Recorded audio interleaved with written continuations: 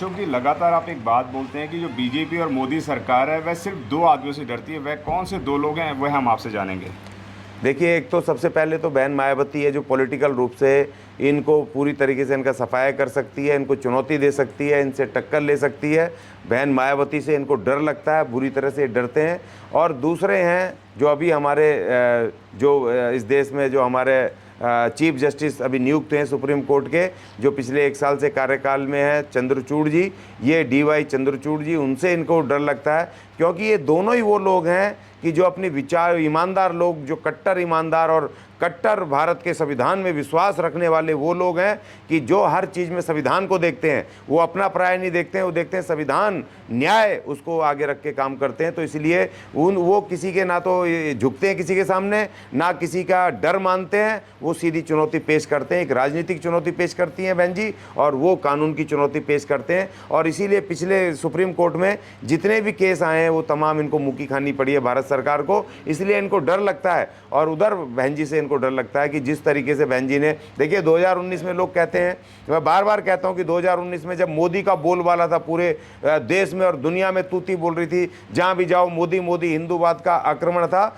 वहीं बहन जी ने उत्तर प्रदेश में 10 सीटें जीती और 5 सीटें समाजवादी पार्टी को जिताई। वो अपनी शक्ति से जिताई उन्होंने 10 सीटें। जब एक किसी की बड़ी बड़ी पार्टियों की हवा निकल गई, कांग्रेस जैसी पार्टियों को विपक्ष का दर्जा नहीं मिला, उसको भी 40-45 सीटें मिल पाई। विपक्षी दल बनने के लिए भी सीट बराबर कोरम नहीं आ पाया। वैसे स्थिति में उत्तर प्रदेश में बहन जी ने 10 सीटें जीती अपने बल पे, ये 2019 में। तो ये एक बहुत बड़ी बात है कि बहन जी अपनी पूरी ईमानदारी से काम कर रही हैं, और इसीलिए इनको डर लगता है। राजनीतिक रूप से सिर्फ बहन जी से डरते हैं मनुवादी और ख़ासतौर पे बीजेपी RSS वाले। और ये अब पता चल गया, कल की जो एक जंतर मंतर पे एक छोटा सा कार्यक्रम हुआ, उसमें मंत्री संतरी आके समाजवादी, RLD और फलाने ढिकड़े, अब ये भी पता चल गया कि इनको भी बहन जी से पूरा डर लगता है। और तीसरा ये कि आज जो कानून की बात करता है DY चंद्रचूड़ जी, जो देश के मुख्य न्यायाधीश हैं, उनसे इनको डर लगता है। क्योंकि वो किसी ना तो दबाव में आते हैं, ना वो किसी की सिफारिश मानते हैं, और ना ही शायद उनको कोई लालच है कि मुझे रिटायरमेंट के बाद मुझे कोई सांसद बना दिया जाए, राज्यसभा में भेज दिया जाए, कोई कमीशन बना दिया जाए। इसलिए वो एक ईमानदार और संविधान को न्यायप्रिय एक न्यायाधीश हैं। तो इन दो से इनको डर लगता है। बहन जी, मैं ऐसा कहा, चीफ जस्टिस के बारे में तो समझ में आता है कि वह सुप्रीम कोर्ट के बहुत सारे अड़ंगे होते हैं जिनके अंदर फंसना कोई भी नहीं चाहता है, और सरकार भी वहीं से होकर निकलती है कि कोई भी अध्यादेश या कोई भी चीज़ ऐसी ना अटक जाए सुप्रीम कोर्ट में जाके। तो लेकिन बसपा सुप्रीमो बहन कुमारी मायावती का ऐसा क्या है जिससे डर लगता है? नहीं, देखिए, राज्य सत्ता वो तो खाली न्याय की बात करेंगे, वहाँ पर कोर्ट कचहरी में वहाँ फैसले देंगे, वहाँ कानून के आधार पे। मगर सबसे बड़ी तो कुर्सी है ना, कुर्सी। अब इनको लग रहा है कि इस देश के अंदर अगर कोई इनकी कुर्सी छीन सकता है, या मनुवाद को पटकनी दे करके अगर कोई सत्ता पे आ सकता है, बहुजन मूवमेंट, वो भी खासतौर पे एक दलित नेत्री, तो वो बहन मायावती है। और मायावती को अगर बहन जी ने अगर कोई इनके पास कोई सबूत होते, कुछ गड़बड़ चीज़ें होती हैं, अगर उनमें कोई ऐसा गलत काम किया होता, तो अब तक तो कब का उनके खिलाफ कुछ कर देते। क्योंकि ये तो पॉलिटिकल वो इसको यूज़ कर रहे हैं ना, प्रशासन को गलत तरीके से। और इनको पता है कि इनकी कुर्सी को भी पलटने वाली बहन मायावती है, इसीलिए ये कुछ ना कुछ उनके इस तरह के प्यादे ये पेश करते रहते हैं, आगे लाते रहते हैं। देखिए, जंतर मंतर पर प्यादे को भेजा भी तो किसके लिए, कि उसकी सुरक्षा के लिए। ये कोई एजेंडा है, और ऐसा बना रहे पता नहीं देश के लिए और बहुजनों के लिए क्या मांगने आ रहा है, कौन सा बड़ा मूवमेंट खड़ा करने आ रहा है। अपनी सुरक्षा मांगने के लिए एक नेता आ रहा है, और उसको ऐसा दिखा रहे हैं बहुजन नेता और फलाना ढिकड़ा, जो खुद गीदड़ है, जो खुद डर के मारे वो सुरक्षा मांग रहा है, और उसको कह रहे हैं जी बड़ा बहादुर और शेर और पता नहीं क्या क्या कहानी सुना रहे हैं उसको। तो हमें सबको समझ आता है कि ये तमाम लोग बहन जी से डरते हैं, और बहन जी को ये गिरा करके कोई नया पैरेलल, कोई इनका जो विभीषण इनके काम आ सके, बहन जी के विरुद्ध इस बहुजन मूवमेंट को खराब करने के लिए, ख़त्म करने के लिए, इसलिए बार बार बहन जी पर अटैक करते हैं और बहन जी के विरुद्ध ये साजिशें करते हैं। मगर इस देश का बहुजन जो वाकई अम्बेडकरवादी है, भारत के संविधान को प्यार करता है, उनको पता है बहन जी हमारी महानायक हैं और महानायिका हैं, और वही संविधान बचा सकती हैं, हमारी नेत्री हैं, और उनका संघर्ष है, उनका अनुभव है, और हम उन्हीं के नेतृत्व में आगे बढ़ेंगे। बहन जी के नेतृत्व में और असदुद्दीन ओवैसी साहब के साथ मिल करके अगर तीसरा गठबंधन बनता है, भारत बनता है, भारत अगर कोई तीसरा, इन्होंने एक ने NDA बना लिया, मनुवादी, एक ने इंडिया बना लिया, तो हमारा तो भारत ही बनेगा।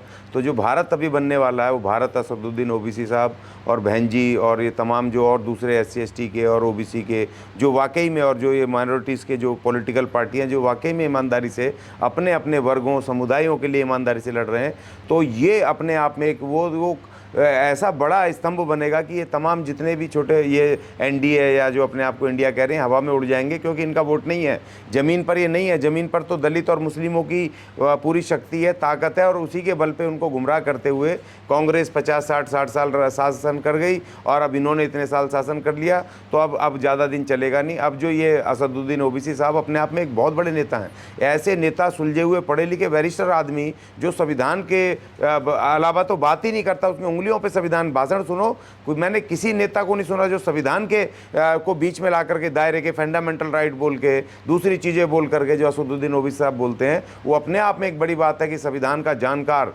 एक सुलझा हुआ, एक पढ़ा लिखा आदमी। तो वैसे अगर इस तरह की ये टीम बनेगी तो उनके सामने कहीं नहीं टिकेंगे। अब आपने देखा ना समाजवादी पार्टी में भी लोग भाग रहे हैं। और दूसरी बात ये है कि जो परसों यहाँ जो कल ये दिल्ली में हुआ है, इसमें पूरी तरह समाजवादी पार्टी, RLD और ये कांग्रेस और ये तमाम लोग लगे हुए हैं BJP कि किसी तरह से बहन जी को ये कम करें। और इसको देखो, उन्होंने भेज दिया अपना एक आदमी मौर्य नाम का, वो जो नेता है स्वामी प्रसाद मौर्य, इतने बेहुदा उसने कल स्पीच की। उसने कहा कि भैया ये बहुजन नेता से डिक्लेयर कर रहे हैं। अरे भैया, बहुजन इस देश के अंदर 140 करोड़ में 120 करोड़ हैं, और ये 1,500 आदमी ला करके तुम किसी को बहुजन नेता बना दोगे? मतलब बहन जी टारगेट पे इनके हर तरीके से ये बहन जी के पैरेलल किसी लल्लू पंजू को, किसी को ये खड़ा करना चाहते हैं बहुजन नेता बना करके। और वहाँ से वो घोषणा 1,500 आदमी, वहाँ पर 1,500 1,500 आदमी वहाँ पर आते हैं टोटल, वहाँ जंतर मंतर के उसमें। और आप कह रहे हो कि पूरे देश के 120 करोड़ बहुजनों में, जिसमें SC ST OBC माइनॉरिटी मिला के 85% लोग, 120 करोड़ हैं इस देश में, और 1,500 आदमी लेके तुम किसी को बहुजन नेता कर दोगे? ये समाजवादी पार्टी RLD और इनकी साजिश है कि बहन जी को किसी तरह इसको डेमोरलाइज किया जाए, उसके वोट को कम किया जाए, क्योंकि उत्तर प्रदेश में से देश की राज सत्ता बनती है, और बहन जी उत्तर प्रदेश में बहुत ताकत में है। और दिन पे दिन जिस तरीके से दिन बीतते जा रहे हैं, लोगों का, SC STs का, और जो पिछड़े आर्थिक कमज़ोर जो OBC समाज हैं या जो अपने माइनॉरिटीज़ हैं, उनको अब बहन जी की तरफ आगे बढ़ रहे हैं। और जो कमज़ोर आर्थिक रूप से जो जनरल हैं, वो भी बहन जी की तरफ बढ़ रहे हैं, ताकत से बढ़ रहे हैं। महिलाएं बढ़ रही हैं, क्योंकि उनके लॉ एंड ऑर्डर को, उनके कार्यकलापों को जब वो मुख्यमंत्री थी सब याद कर रहे हैं। तो इसलिए बहन जी की ताकत बढ़ रही है। तमाम लोग मिलकर के बहन जी को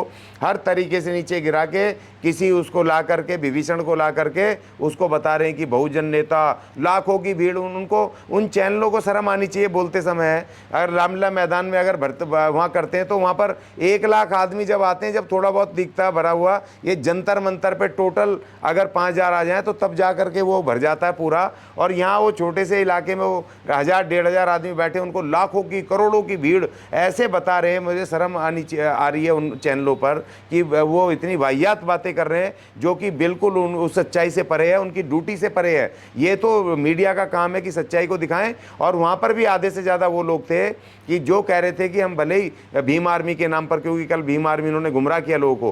कल भीम आर्मी का स्थापना दिवस था, लोग भीम आर्मी के चक्कर में आए, ये राजनीतिक बात कर रहे थे। तो उन्होंने कहा हम भले ही आ गए हैं, लेकिन हम वोट हमारा बहन जी का है, हम बहुजन समाज पार्टी के, खुला वहाँ पर बोल रहे हैं वहाँ पर लोग। तो इनको ये बहन जी को कमज़ोर करने की इनकी कोशिश है, जो इनमें कामयाब नहीं होंगे। क्योंकि सबको पता है बहन जी जिस मूवमेंट से निकल के आई, जिन परिस्थितियों से निकल के आई हैं, और जो उनका राजनीतिक और उनका प्रशासनिक शासन करने का जो अनुभव है, वो अपने आप में एक बड़ा अनुभव है। और उसकी ज़रूरत है देश को, और बहुजनों को इस देश में बहन जी की ज़रूरत है। और 120 करोड़ लोग तय करेंगे भाई, ये 1,500, 1,200, 1,400 लोग जो कल जंतर मंतर पे वो नहीं करेंगे। तो ये मैं कह रहा हूँ, ये सापा RLD, इन्होंने उसको बुलाया नहीं वहाँ पर बेंगलोर की मीटिंग में, लेकिन यहाँ पर आ रहे हैं, अपने विधायक भेज रहे हैं, अपने सांसद भेज रहे हैं यहाँ पर, क्योंकि बहन जी को इनको गिराना है, बहन जी का वोट को कम करना है। तो ये अपने आप में शर्मनाक है, और मैं इसका विरोध करता हूँ और अपने बहुजनों को चेतावनी देता हूँ